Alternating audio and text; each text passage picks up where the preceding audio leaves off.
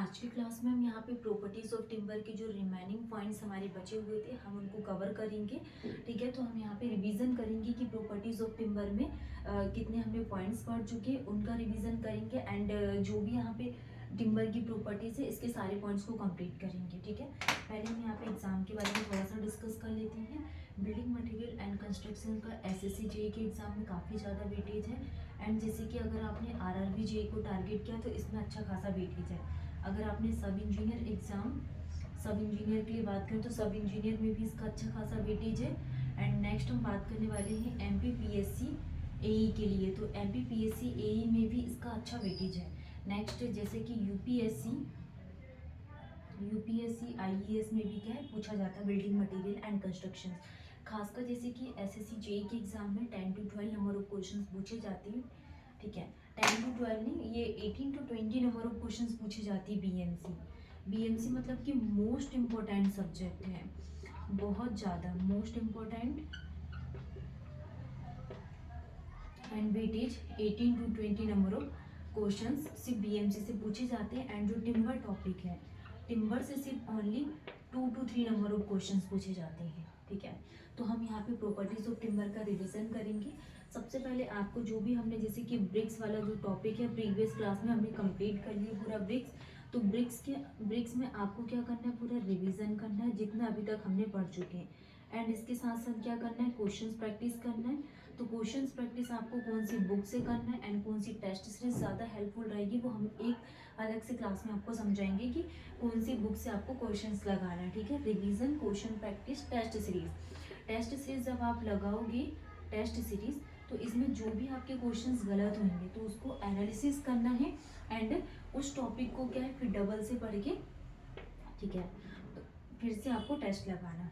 तो ये तीन चीज़ें बहुत इंपॉर्टेंट है, revision, question practice and test series. तो हम यहाँ पे रिवीजन कर लेते हैं कि प्रॉपर्टीज ऑफ टिम्बर में प्रीवियस क्लास में हमने क्या पढ़ी थी। फर्स्ट हमने क्या देखा था, फायर रेजिस्टेंस। फर्स्ट क्या देखे थे, fire resistance. First is the fire resistance. ठीक है, सेकंड हमने क्या स्टडी की थी, permeability of would, permeability, fire resistance, permeability of would, permeability of wood and structure of timber, structure of timber। तो ये प्रॉपर्टीज ऑफ टिम्बर में हमने fire resistance, permeability of would and structure of timber. Fourth हमने क्या देखे थे, soundness. Fourth हमने soundness के बारे में पढ़े थे कि साउंडनेस क्या होता है, fire resistance, permeability of would, structure of timber, soundness, elasticity of timber, elasticity of timber, elasticity of timber क्या होता है। ठीक है, और आज की क्लास में हम क्या देखेंगे, ड्यूरेबिलिटी, ड्यूरेबिलिटी ऑफ टिम्बर, इसके हम यहाँ पे डेफिनेशन समझेंगे। तो इलास्टिसिटी ऑफ टिम्बर में जो इम्पोर्टेंट पॉइंट है जैसे कि माइल्ड स्टील की इलास्टिसिटी कितनी होती है, 210 गीगा पास्कल। एल्यूमिनियम की elasticity, cast iron and concrete के बाद हमने टिम्बर की इलास्टिसिटी, एल्यूमिनियम के लिए कितनी पढ़े थे, 80 गीगा पास्कल और कास्ट आयरन की 80 गीगा पास्कल एंड कंक्रीट के लिए 25 गीगा पास्कल एंड टिम्बर के लिए 5.6 टू 9.8 गीगा पास्कल। ठीक है, तो ये इलास्टिसिटी जो आपको ध्यान रखना, माइल्ड स्टील की 210, एल्यूमिनियम के लिए 80, कास्ट आयरन के लिए 80, कंक्रीट के लिए 25 एंड टिम्बर के लिए 5.6 टू 9.8। नेक्स्ट हम बात करने वाले हैं कि ड्यूरेबिलिटी ऑफ टिम्बर क्या होता है।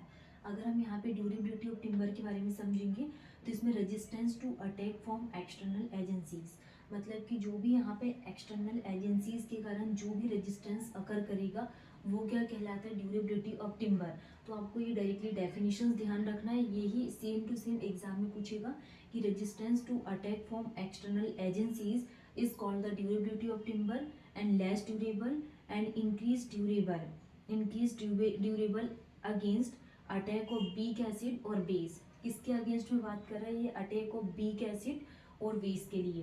तो ड्यूरेबिलिटी ऑफ टिम्बर में क्या मतलब कि एक्सटर्नल एजेंसीज के कारण जो भी यहाँ पे डिफेक्ट्स अकर कर रहा है उसको हमने क्या बोली, ड्यूरेबिलिटी।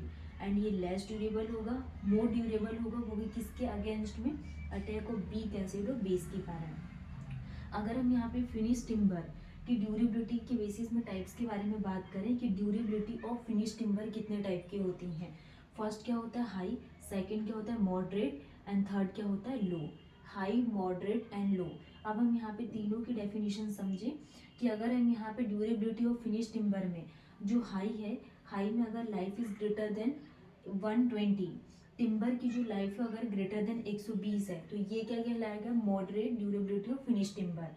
और अगर हम यहाँ पे मॉडरेट की बात करें कि 120 is greater than life is greater than 60, वो भी किसकी, टिम्बर की। तो ये प्रोसेस क्या कहलाएगी, moderate durability of finish timber. Next हम यहाँ पे लो के लिए बात करें, when life is less than 60 month, तो ये प्रोसेस क्या कहलाएगी यहाँ पे, लो प्रोसेस। मतलब कि ग्रेटर देन 120 है तो हाई, एंड 120 से लेके 60 के बीच में है तो मॉडरेट, एंड 60 से लेस है तो ये क्या कहलाएगा, लो ड्यूरेबिलिटी ऑफ फिनिश टिम्बर। तो ये ड्यूरेबिलिटी ऑफ टिम्बर की डेफिनेशंस हो गई। एंड ये फिनिश टिम्बर हमने 3 पार्ट में इसको डिवाइडेड किया, high, moderate and low. Next हम बात करने वाले हैं कि कैलिब्रिटी की डेफिनेशंस क्या होती एंड कैलिब्रिटी क्या होता है। तो कैलिब्रिटी की अगर हम यहाँ पे डेफिनेशंस के बारे में समझे, ये होता है क्या, easiness with which timber can cut. Timber जो सेक्शन होता है इसको क्या होता है, कट ऑफ करना इजीनेस, तो ये प्रोसेस क्या कहलाती है, कैलिब्रिटी। And increase along radial sawing then in tangential sawing, ये क्या कर रहा है, more along radial sawing and then in tangential sawing, तो ये प्रोसेस क्या है, कैलिब्रिटी। Next specific gravity of timber, तो टिम्बर की अगर हम यहाँ पे स्पेसिफिक ग्रेविटी के लिए बात करें, स्पेसिफिक ग्रेविटी ऑफ टिम्बर कितनी होती है, 0.3 to 0.9। टिम्बर की स्पेसिफिक ग्रेविटी कितनी होती है, 0.3 to 0.9। And specific gravity of teak, तो टीक की स्पेसिफिक ग्रेविटी कितनी होती है, 1.54। एंड डेंसिटी क्या होती है टीक की डेंसिटी कितनी होती है, 1540 kg पर क्यूबिक मीटर। तो ये डेंसिटी है जो आपको ध्यान रखना है, जैसे कि टिम्बर की 0.3 to 0.9 एंड टीक की 1.54, एंड टीक की डेंसिटी कितनी होती है, 1540 kg पर क्यूबिक मीटर। एंड इसकी डेफिनेशंस क्या होती है, ratio of density of material to the density of water, मतलब कि मटेरियल की डेंसिटी और वाटर की डेंसिटी को, रेशियो को ही हम क्या बोलते हैं यहाँ पे, specific gravity of timber. Density of material divided by density of water is called the specific gravity of timber. ठीक है, तो ड्यूरेबिलिटी ऑफ टिम्बर एंड हमने यहाँ पे ड्यूरेबिलिटी फिनिश टिम्बर के टाइप्स के बारे में डिस्कस किया, हाई, मॉडरेट, लो, कैलिब्रिटी and specific gravity of timber. Next हम यहाँ पे क्वालिटी फैक्टर्स के बारे में बात करेंगे। नेक्स्ट हम बात करने वाले हैं कि क्वालिटी फैक्टर ऑफ टिम्बर कि जनरली टिम्बर है, टिम्बर का क्वालिटी फैक्टर क्या होता है। जैसे साल है, साल के लिए कितना क्वालिटी फैक्टर यूज़ करते हैं, एंड पाइन के लिए क्वालिटी फैक्टर क्या होता है। हम यहाँ पे डेफिनेशन समझेंगे क्वालिटी फैक्टर ऑफ टिम्बर। तो क्वालिटी फैक्टर ऑफ टिम्बर क्या होता है, ratio of strength to weight of timber. Ratio of strength to weight of timber is called the quality factor of timber. तो जैसे क्वालिटी फैक्टर है, साल के लिए अगर हम बात करें तो साल के लिए कितना होता है, 0.5, वो भी किसके लिए, डेसिडियस के लिए। एंड अगर हम यहाँ पे पाइन के लिए बात करें क्वालिटी फैक्टर, वो भी किसके लिए, पाइन के लिए, तो पाइन के लिए 0.6 होता है, वो भी किस कंडीशन में, कॉनिफर के लिए। ठीक है, पाइन क्या होता है, high toughness of any conifer, किसी भी कॉनिफर की हाई टफनेस क्या कहलाती है, पाइन। एंड क्वालिटी फैक्टर क्या है, ratio of strength to weight of timber is called the quality factor of timber. साल के लिए 0.5 डेसिडियस एंड पाइन के लिए कितना, 0.6 conifer. And high toughness of any timber क्या कहलाता है, पाइन। एंड स्ट्रेंथ की डेफिनेशंस क्या होती है, resistance to load of any material, जो भी यहाँ पे लोड के अगेंस्ट में रेजिस्टेंस है, resistance to load of any material is called the strength. And presence of shake और crack decrease the strength of the timber, मतलब कि जो भी यहाँ पे प्रेजेंस ऑफ सेक और क्रेक्स रहेंगे, ये क्या करेगा, टिम्बर की स्ट्रेंथ को डिक्रीज कर रहे हैं। एंड सेक और cracks may sometimes with a longitudinal separations. तो ये हमने यहाँ पे स्ट्रेंथ के बारे में समझे। स्ट्रेंथ के कुछ पॉइंट्स और हैं, उनको कंप्लीट कर लेंगे। नेक्स्ट हम यहाँ पे कुछ और पॉइंट्स इसमें, जैसे कि हमने स्ट्रेंथ की बात की, resistance to load of any material, presence of shake और cracks decrease the strength of the timber, and shake और क्रेक में sometimes with the longitudinal separations. ठीक है, जो सेक और क्रेक है इन न्यूट्रल प्लेन, एंड ये क्या कर रहा है, डिक्रीज कर रहा है हॉरिजॉन्टल डायरेक्शन में शेयर स्ट्रेंथ को, एंड सेक और crack in diagonal plane decrease the tensile strength. ठीक है, नेक्स्ट हम बात करने वाले हैं यहाँ टिम्बर के लिए शेयर स्ट्रेंथ क्या होगी। शेयर स्ट्रेंथ क्या होती है टिम्बर की, 6 से 15 मेगा पास्कल। ठीक है, एंड कंप्रेसिव के लिए, कंप्रेसिव की शेयर स्ट्रेंथ कितनी होती है, 30 से 75 मेगा पास्कल। नेक्स्ट हम बात करने वाले हैं यील्ड टेंसाइल स्ट्रेंथ।